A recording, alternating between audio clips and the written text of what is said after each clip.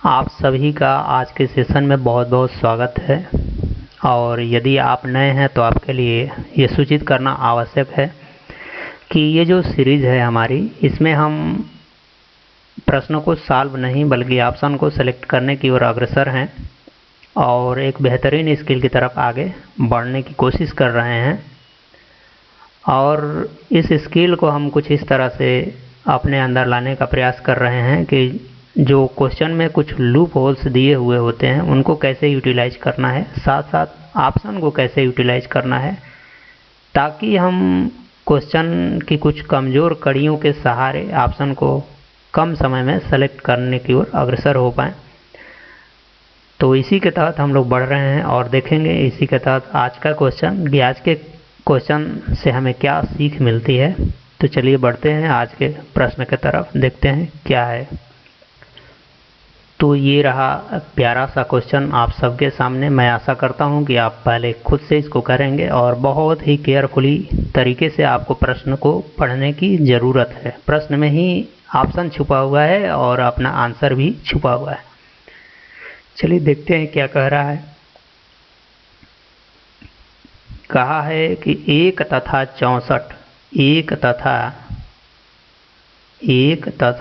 64 के मध्यम दो गुणोत्तर माध्य, ध्यान रखना है, दो ज्योमेट्रिकल मीन ढूंढना है। कहाँ?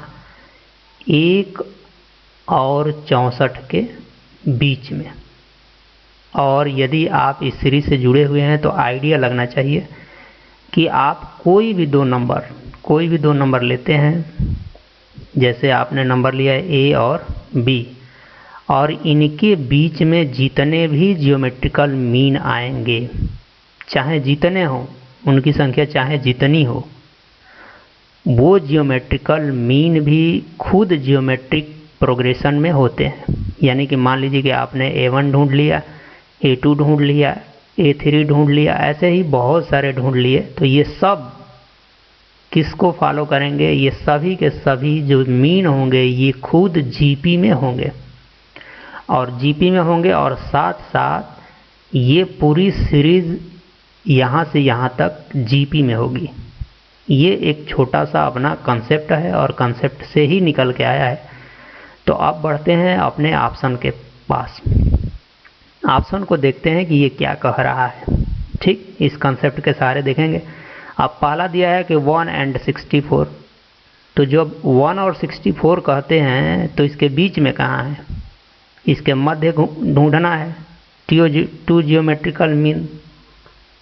ठीक है, 2 जियोमेट्रिकल मीन ढूंढना है। तो पहली बात, ठीक है, 64 इसका जियोमेट्रिकल मीन होगा। कैसे होगा?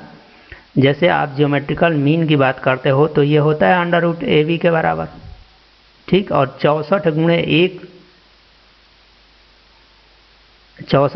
1 का ज्योमेट्रिकल मीन निकालेंगे तो ये 64 तो आएगा नहीं, तो ये वाला ऑप्शन गलत हो जाएगा। यानी ना तो 1 आने वाला है और ना ही 2 आने वाला है। अब ज़रा देखिए, 2 जियोमेट्रिकल मीन ढूंढना है तो आपका पहला पद 1 है और ये 16 है, 16 नहीं 64 है।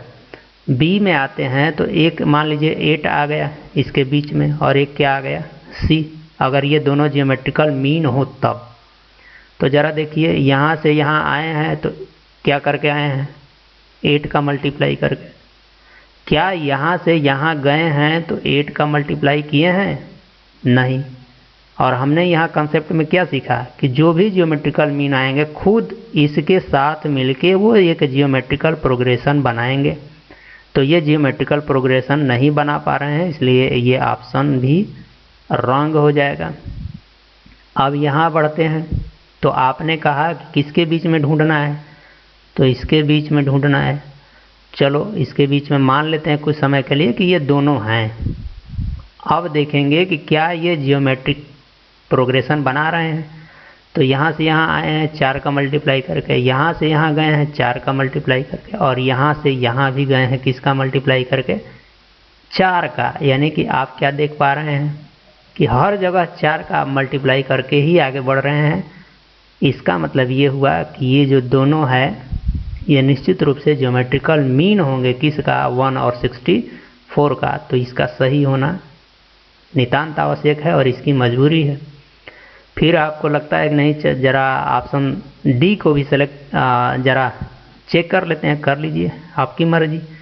ये 1 है और यहाँ पे आपका क्या है, 64 है। ठीक है, ये 3 रखेंगे और क्या रखेंगे, 16 रखेंगे।